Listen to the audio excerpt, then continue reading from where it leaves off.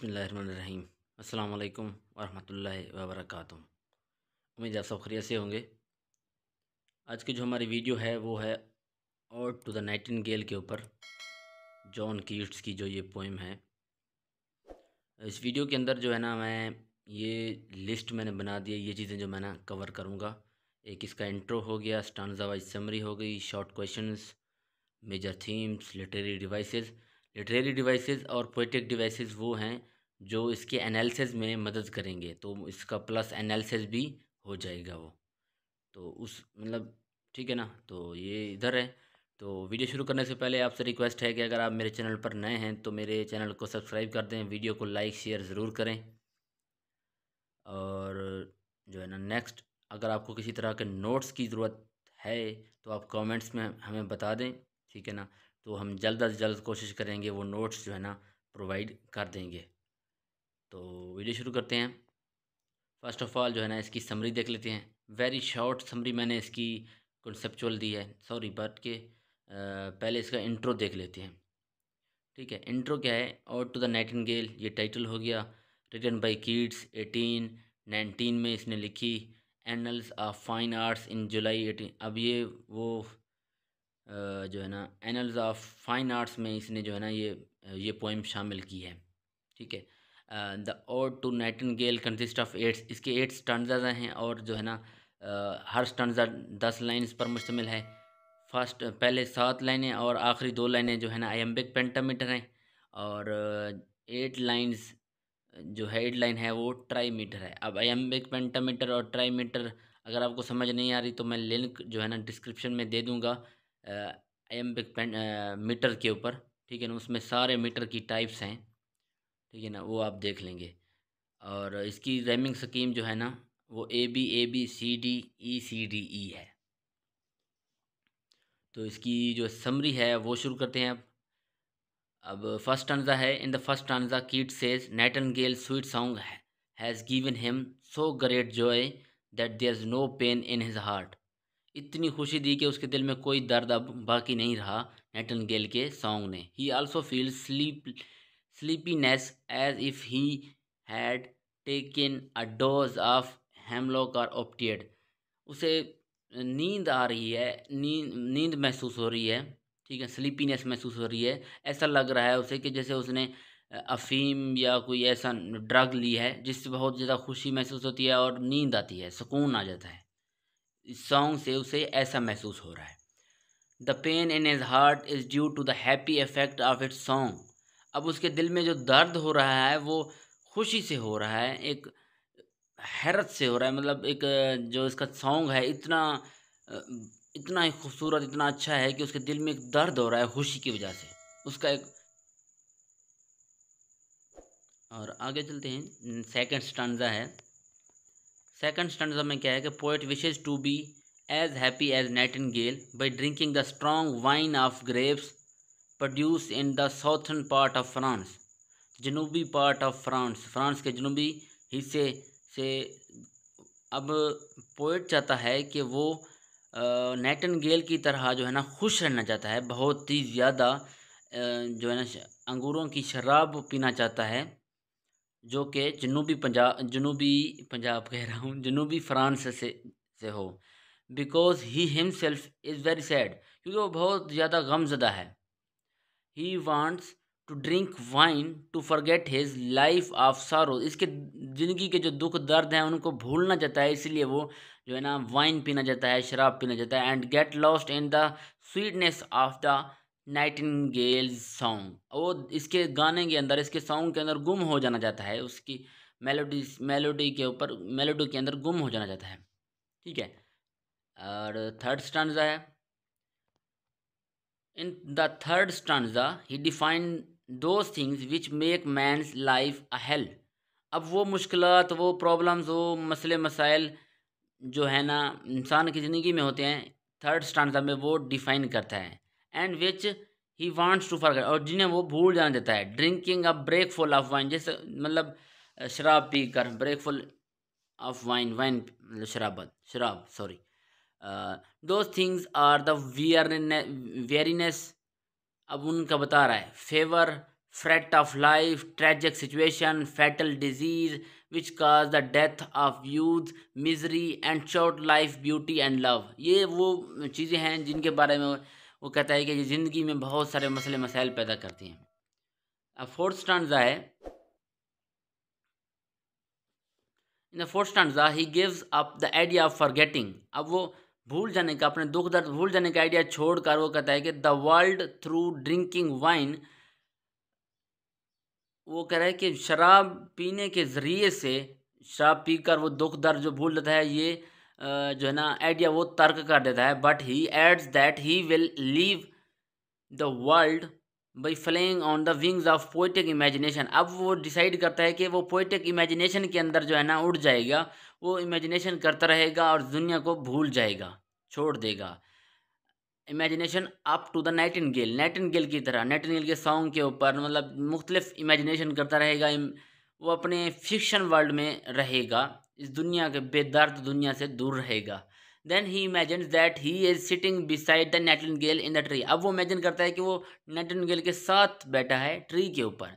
The moon and stars are shining in the sky, वो देखता है कि जो है ना चांद है, तारे हैं, सबको जो है ना आसमान में चमक रहे हैं। But the place where he is sitting with nightingale is dark, लेकिन जिस जगह पर वो बैठा है लेकिन वो तो डार्क है, ठीक है, क्योंकि असल चीज़ तो नहीं है, वो इमेजिनेशन है, रियलिटी तो नहीं है। अगर रियलिटी होती तो शायद वो एंजॉय कर लेता, कुछ पल के लिए तो कर लेता, लेकिन हमेशा के लिए तो नहीं कर सकता। In the fifth stanza he says that he doesn't see the flowers which hang on the branches of the tree or which are under the tree। और क्या कहता है कि he says that he doesn't see the flowers, जो कि branches के branches hanging on the branches, जो इसकी टहनियों पर जो फूल लटक रहे हैं, या of the are which are under the tree, जो या जो कि नीचे हैं ट्री के। But from the fragrance of different flowers, different तरह के फ्लावर्स की जो फ्रेगरेंस है, खुशबू है, प्रेजेंट इन द एटमोसफियर, उसके माहौल में, इर्द गिर्द के माहौल में फैली हुई है।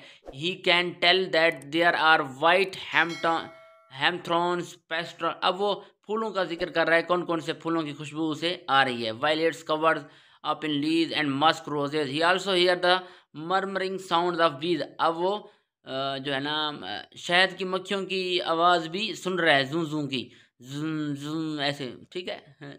इंस्टेक्ट जो ये छोटे हशरात होते हैं उनकी आवाज़ इस तरह की होती है मोस्टली, ये जो मक्खियाँ होती हैं, ठीक है। आगे चलते हैं। Six stanza, in the six stanza he says in the sixth stanza he says that he is in a state of great peace and pleasure। बहुत ही अजीम सुकून और खुशी के जो है ना की कैफियत में है, वो खुशी की और सुकून की कैफियत में है। He further says that at many occasions, मुख्तलिफ मौक़ों पर he has wished to die peacefully. अब ये जो जॉन कीट्स है ना, ये हमेशा चाहता था कि ये जल्दी मर जाए, वो ज़िंदगी से बहुत ही बेजार था और ये मर भी जल्दी गया। 25 से 30 साल की उम्र में मेरे ख्याल से ये मर भी गया, जॉन कीट्स, ठीक है। तो ये अपनी पोइम्स में अक्सर डेथ का जिक्र करता रहता है, मतलब ज़िंदगी से तंग है, जो समझ लें, या कह लें कि ये ज़िंदगी से इसे प्यार नहीं है वगैरह।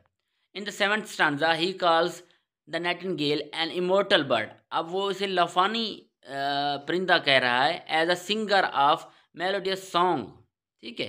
खुशी के सॉन्गों का जो सिंगर है नाइटिंगेल, उसे वो कह रहा है कि ये एक इमोर्टल परिंदा है, लफानी परिंदा है। It was heard by emperors clowns imprisoned enchanted castles fairy lands forlorn. वो कह रहा है कि जब से दुनिया बनी है, मतलब ये जो नाइटिंगेल का सॉन्ग है चलता आ रहा है, तो ये ख़त्म नहीं हो रहा, तो ये इमोर्टल है। इंसान जो है ना एक मर जाता है, ख़त्म, वो मोर्टल बन गया। कोई चीज़ बनी है वो टूट फूट का शिकार, डिस्ट्रॉय हो गई, तो वो मोर्टल हो गई। लेकिन इसका सॉन्ग जो है ना वो सदियों से चल रहा है। डिफरेंट एम्पायर्स, सल्तनतें कायम हुई, ख़त्म हो गई, तो सब ने, फेरीलैंड मतलब जादुई दुनिया, वहाँ भी सब कुछ, ठीक है। अब एट्थ स्टैंजा लास्ट स्टैंजा है। Eighth stanza begins with the word forlorn which closes the seventh stanza. अब सेवंथ स्टांजा को फॉरलॉर्न से क्लोज करता है। The poet says that the word reminds him of his actual life and being. अब ये फॉरलॉर्न जो है ना, ये इसे रिमाइंड कराता है कि ये एक्चुअल लाइफ नहीं है, बल्कि ये एक इमेजिनेशन है। ये कुछ लम्हों की एक मतलब खुद को सुकून देने की, खुशी देने का एक ज़रिया तो है, लेकिन ये परमानेंट नहीं है, हकीकत नहीं है, रियलिटी नहीं है। And bring him back to himself, ठीक है। और इसे जो है ना वापस इसके अंदर ले आता है, इसकी ज़ात के अंदर, के वापस आओ भाई, ये इमेजिनेशन है, ये तुम्हारे ख्याली पुलाव हैं और कुछ नहीं। So he bids goodbye to the nightingale because imagination cannot keep a man from his real situation for a long time। जैसा कि मैंने अभी कहा कि हमेशा के लिए उसे जो है ना दूर तो नहीं रख सकती उसकी हकीकत से। ये जो इमेजिनेशन है, खाम ख्याली है। He asks himself whether he is asleep। वो खुद से पूछता है क्या वो सोया हुआ है, आर अवेक या जागा हुआ है। वाज इट अ विजन, क्या ये ख्वाब था या एक ख्याल था।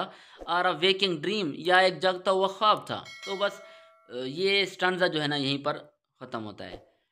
और इसके जो शॉर्ट क्वेश्चंस हैं वो मैं आपको शो कर देता हूँ, ताकि वीडियो में ज़्यादा टाइम ना वेस्ट करें, आप उसको याद कर लें, समझ लें। इजी वर्डिंग में don't need to be worry. Okay, first question, second question, ये शॉर्ट क्वेश्चन है, 2 नंबर के क्वेश्चन आराम से हो जाता है इससे, ठीक है। और ये थर्ड वन हो गया, ये फोर्थ वन, फिफ्थ। अब इनको जो है ना आपने याद करना है, ये नहीं है कि ये शॉर्ट हैं तो आपने याद नहीं करना, या ये एग्ज़ाम में आ सकते हैं, इंपॉर्टेंट क्वेश्चन है।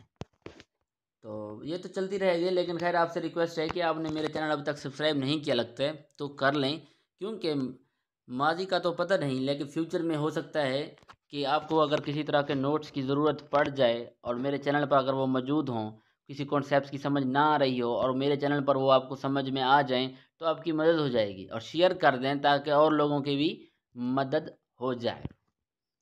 तो खैर ये लास्ट क्वेश्चन इसका ये आ गया।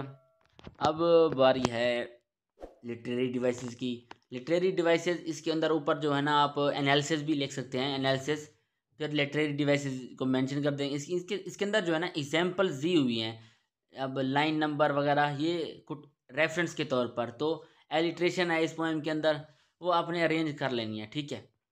ये how to do critical analysis of poems, उसके अंदर मैंने बताया है कि क्रिटिकल एनालिसिस कैसे करते हैं, स्टाइलिस्टिक एनालिसिस कैसे करते हैं, क्रिटिकल एप्रिसिएशन भी उसी को ही कहते हैं, ठीक है। 19-20 का फ़र्क होगा तो होगा, नहीं तो तकरीबन वही सेम है। तो उसके अंदर ये जो है ना डिवाइसेस यूज़ होती हैं। तो इस पोएम के अंदर जो डिवाइसेस यूज़ हुई हैं उनकी जो है ना मैंने लिस्ट और उनकी जो स्टेटमेंट्स हैं, रेफरेंस हैं, वो मैंने यहाँ दे दिए हैं। तो आप उस वीडियो से इस वीडियो को कंपेयर कर कर एक बाकायदा एनालिसिस जो है ना क्रिएट कर सकते हैं। खैर ये बस होने वाला है। इसके बाद आएगा पोएटिक डिवाइसेस, ठीक है। पोएटिक डिवाइसेस थोड़े से हैं। अब ये स्टांजा हो गया, राइम स्कीम हो गई, एंड राइम हो गई, इंटरनल राइम, ये मैंने सब कुछ मेंशन किया हुआ है, आपने फिक्र नहीं करनी। अब इसके बाद सिंबलिज्म है।